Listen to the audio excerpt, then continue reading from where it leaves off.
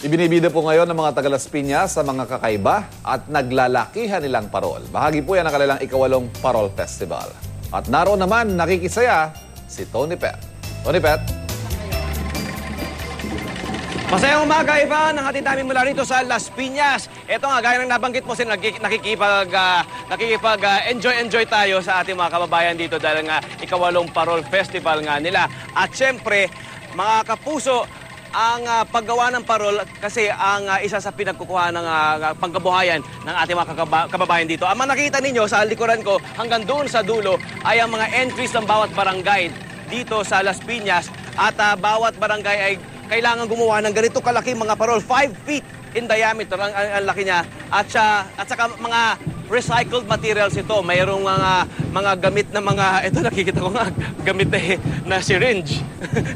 Meron ako nakita mga gamit na mga kutsara, tinidor, plastic, iba't ibang kulay. Meron pa nga ito, tignan nyo to, meron din itong lumang takip o mukha ng electric fan. Tapos meron ako nakita rito, mga seashells naman, saka mga takip na mga plastic bottle, at may pamaypay, iba't ibang klase yan. Maya-maya raw, Ivan, ay malalaman kung sino ang barangay na mananalo rito. Siyempre, hindi pa rin mawawala ang ating mga tradisyonal na parol. Buhay na buhay yan. Ito yung mga parol na ating nakalakhan. Ito yung kanilang mga bamboo parol.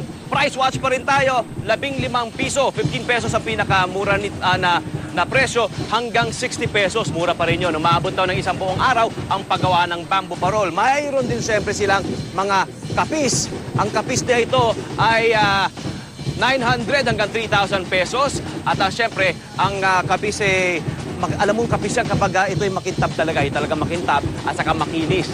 Makinis ang gawa. Kung gusto niyo naman ng special kapis, pag sinabing special kapis, nagtanong kayo rito, ito ay mayroong brass, golden brass frame. 1,300 hanggang 4,500 pesos ang presyo nito. Maya-maya, mayroon tayong munting handog, pamaskong handog dito sa ilan sa mga kababayan natin dito sa Las Piñas. Abangan niyo yan. Balik sa inyo, Ivan. Maraming salamat, Tony Pet.